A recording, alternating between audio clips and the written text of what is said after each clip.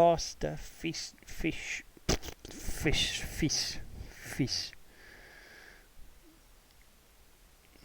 Mm, a pasta fish dish. A fish pasta dish. That looks absolutely delicious.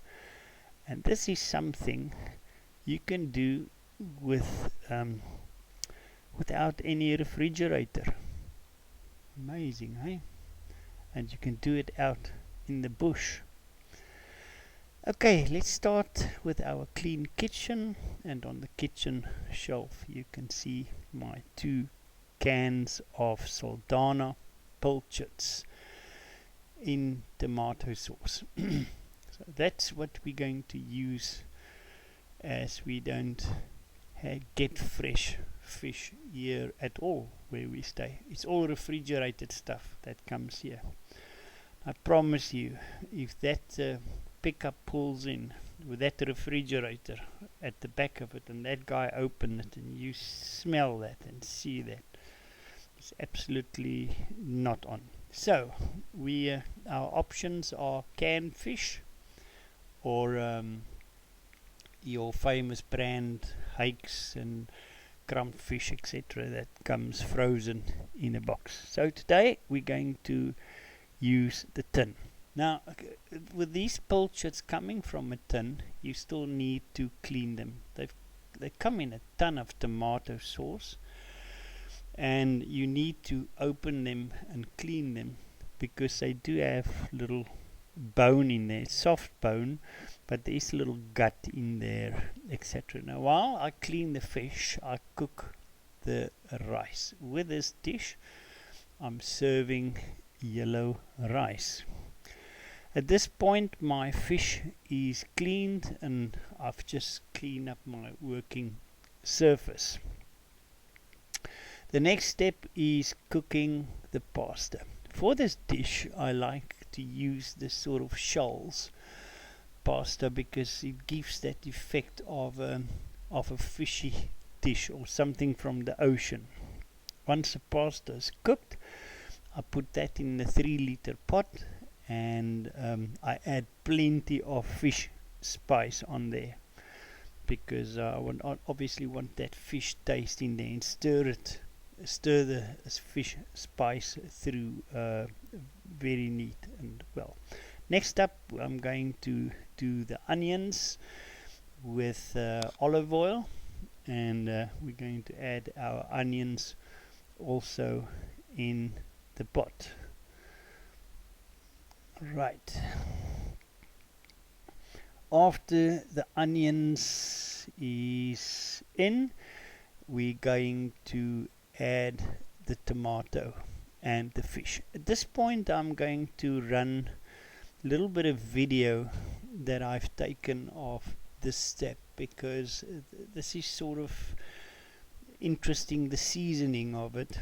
So there goes in my tomatoes, and that just gives that perfect texture between the fish and the tomato. It just makes a perfect texture in this dish, as if the tomato becomes something fishy, if I could call it that.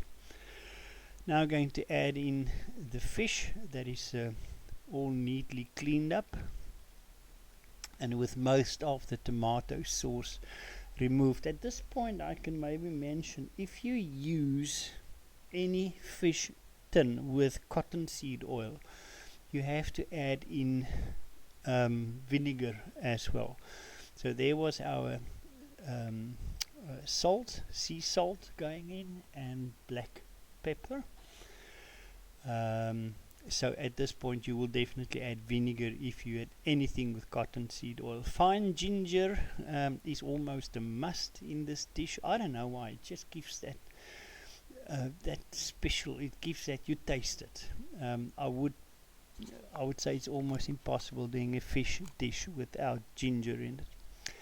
And now we can just stir it through and cook it. Well, it's already pre-cooked, so but heat it up nicely and let all these flavors fuse together, you know, the pepper and the ginger and the tomato, and this is almost the magic part of this fish dish. I absolutely just love it, and it smells amazing at this point. Now this goes in our 3-liter pot, and if you haven't seen any of my other videos, I use a 3-liter pot because the content of the multi-cooker is 3 liters. Now that is my secret ingredient.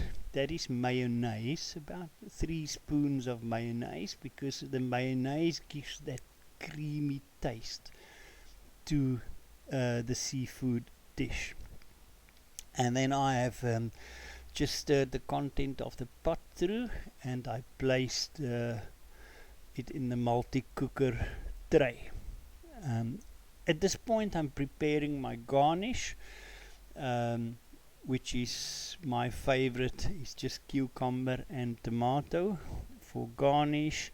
I sort of like that, and you can see once again my kitchen is cleaned up. Now we're ready to go into service mode. So I've just garnished my plate there with the cucumber and the tomato. I've got the flames up high under the fish dish, and the rice is at the same time steaming. So what we do is just add a cup of water to the rice, press down on the lid and let it steam. There is our fish dish. The 2 cans of fish and the pasta, it gives for a meal for 6 people. So there I plated it up. It looks absolutely beautiful, and I promise you it tastes as nice as it looks. And as you can see, after that serving in the plate, there's still plenty of food left in the multi-cooker dish. Thanks for watching this video, and look out for the next cooking video. Have a great one. Cheers all.